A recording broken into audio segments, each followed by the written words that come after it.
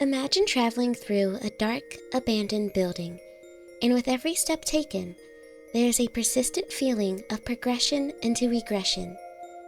No matter how many exits are entered or how many new areas are unlocked, it all leads back to an inescapable truth, that there is no exit. At least, no exit in a typical sense. Welcome to Qualia. Our main protagonist, Eileen, is a young girl who awakens within a place known as the Building.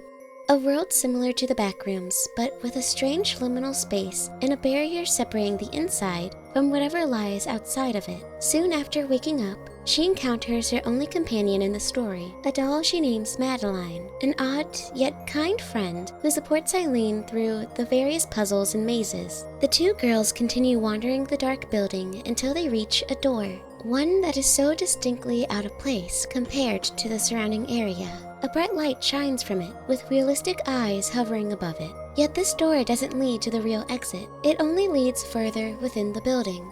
Floor after floor, the two girls traverse deeper with a similar goal in mind: to find the real exit, a task more challenging than what we may think. See, the building's rules aren't rooted in reality, with keys being mushrooms and puzzles being written in a strange language. The building won't let these two leave easily, and with each layer, we discover more curious facts. Each space we enter is different, with one being a school, an apartment, a hospital, a cathedral, and a library. But even if each place is different, there are still some shared similarities carried throughout each layer. For one, this space is occupied by cute little bunnies who speak a language known as edifice. These bunnies, though much appreciated, only offer emotional support in our journey to find the exit. Additionally, biomass and blood can be found all over the floors and walls, giving everything an even creepier aesthetic. Not like the random eyeballs watching our protagonist didn't make it worse enough. And most of all, each liminal space has an exit to enter deeper into the building. Deeper and deeper until we reach Eileen's room. A cute room filled with frilly dresses and dolls, contrasting the equal amount of garbage piling within it. Eileen claims that outside of her room is contaminated. She felt ill at the thought of leaving it, so Madeline continues on her way to find the exit. Leaving Eileen's room, we see what the rest of her home looks like. A dark apartment, which encapsulates the theme of the rest of the building. As Madeline explores, she finds a box of medical documents in the living room detailing Eileen's hospitalization. Unfortunately, Madeline can't read the rest of the documents, so she moves on to the photos of Eileen before she dyed her hair, and another photo of Eileen a bit older, closer to the age we see our protagonist at, standing next to who we presume to be her mother. Madeline eventually finds the exit, and right before we leave, she talks to Eileen about the photos she found. And Eileen expresses her regret towards her mother for not living up to the expectations. She confides to Madeline that while others see the outside world as normal, she sees it as contaminated, a sentiment she has repeated before. But we continue on anyway to find the real exit of the building. We enter into another school layer where we are confronted with a memory. In the memory, Eileen recalls her lonely school life, with the only highlight being a friend she made. A kind and cute girl who would wear frilly dresses like a doll. This friend was always there for her, and to Eileen was the epitome of kindness. But for some reason, no one liked her at all, and would oftentimes say cruel things behind her back. And Eileen never stood up for her friend. Instead, she ran, and her fears spiraled further into the existential. She became not only afraid of connection, but also the capabilities of mankind, of life, and of death. But Madeline is there to support us, and together we find the exit to the next layer. But once we enter, we hear a crack. Madeline has cracked. She claims to be okay, that she can't feel pain, and that she can get a new body. But Eileen worries for her friend, and decides to explore the next dark area alone. Once we find the door, Eileen begins to think that maybe it's best to never find the real exit. That everything will be okay if she and Madeline stay together in the building forever. And then crack. Madeline breaks. We reawaken in another place with a younger Eileen, accompanied by a bunny. We leave the padded room to find a single piece of candy. Eileen claims that this candy is enhanced with a magical spell that clears the mind and takes all the bad things away. And with that, we leave the room and dig through the trash cans, finding memories hidden there. Each trash can reveals the memories that Eileen treasures most. She remembers that she lives in the building with Bunny and another person called Aiden. In this place, there were once many people who got along, but Eileen was the odd one out, only preferring the company of Bunny instead. But one day, a visitor from another world arrived and took her away, claiming that they were one and the same. This person built the walls around them, gave her candy, and gave Bunny a voice. And this person was Aiden. And ever since that day, Eileen has lived in the building, in a wonderful place. But this wonderful place was growing mold. Even though Aiden said everything was fine, Eileen couldn't stop looking at it, feeling as if she could just make something just beyond the darkness, smelling something like rotten fruit, and seeing something she was never meant to see. But Eileen carries on with her day, the same day every day, as dictated by Aiden, away from the contamination of the outside, for Aiden provided a way to free Eileen's soul, a way for her to live without a body. And with this solution, she would transcend humanity to be free of her fears. A perfect solution, only to be foiled by a subconscious part of Eileen who didn't desire this so-called freedom, a part who wanted to still give the outside world a chance, causing her soul to split in half, with one part of herself remaining human and the other remaining incomplete. But even if Eileen were unsuccessful at transcending, Aiden was still able to do it, splitting their soul from the vessel, and with their soul, creating the building we find ourselves in now. And within the building, that incomplete soul awakened, seeing herself as a doll. Madeline awakens in a new vessel, searching the old one for a key. We escape, eventually running into Bunny again. She speaks to Bunny about her regrets with Eileen, wishing for her to truly be happy.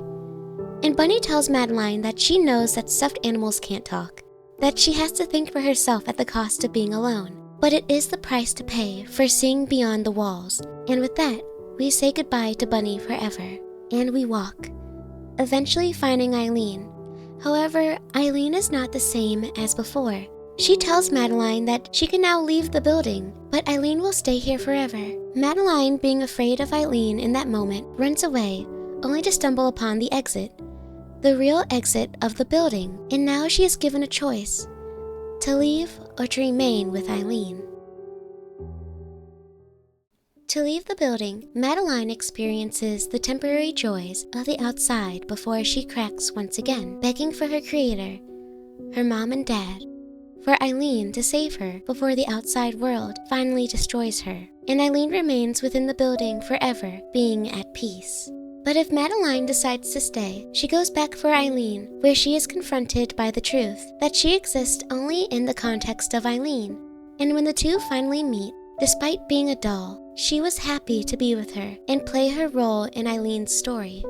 Madeline recognizes that within the building, they can never be human. The building protects them from what it means to be human, to experience hardships and pain, and also the simple joys of living and experiencing things to begin with. And so Madeline chooses to destroy the building to prevent Eileen from becoming a doll trapped within, giving her a chance to be human again. And in the ruins of the building, Madeline meets Aiden. She expresses to them that even on the outside, no matter how horrible and meaningless it may seem, there is still a beauty to be found in it, wishing that one day the beautiful world she dreams of will be reflected in their eyes, even if it is only for a moment.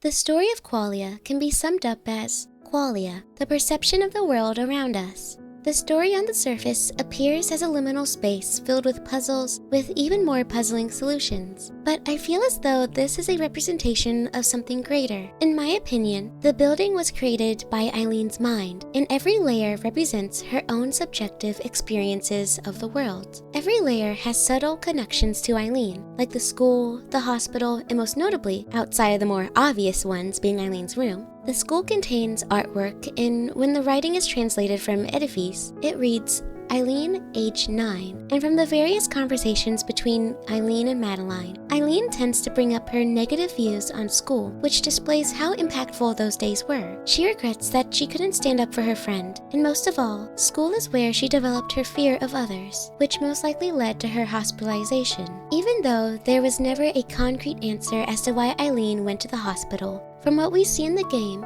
it can be speculated that a physical or mental illness, or maybe a mixture of both, led to that outcome. Within the hospital of the building, we can find documentations depicting the human soul and other matters related to the human brain. Oddly enough, the human soul, as seen in the medical forms, shares a similar abstract shape to the drawings made by Madeline in the library. In one of the side rooms within the library, Madeline drew pictures from her memory, each vivid and abstract, yet all share commonalities of how souls are depicted in the world. Even more curiously, it is the same way Eileen depicts herself in the memory. She looks identical to the soul, which leads to another question as to why that is. Now, I think the answer can be found by looking at the building as a concept more deeply. The building was discovered to be made of Aiden's soul, but disregarding how that came to happen for a moment, let's ask the most central question of the game. Who exactly is Aiden?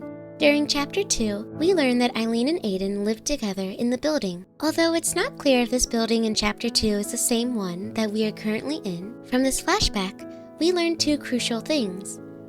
One, that Aiden and Eileen have a connection, a bond that ties the two together, and that the two are most likely the same person. There were striking similarities between Eileen and Aiden, one that points to a deeper meaning of what the building could be. You see, Aiden's goal was to keep Eileen in the building, away from the outside, and forever safe from contamination. Aiden gave Eileen the same food, the same candy, etc., and Eileen was content with this life. It was already shown how Eileen was afraid of the outside, oftentimes staying in her room too afraid to leave. And I find those similarities between how Eileen acts in the real world and how Aiden acts within the building to not be a coincidence. Furthermore, I believe that Aiden is a subconscious representation of Eileen's current anxiety. You see, Aiden bears a striking resemblance to Eileen. They both share the same hair and eyes, and even more so, during the flashbacks, we learn that Aiden was the one who gave Bunny a voice.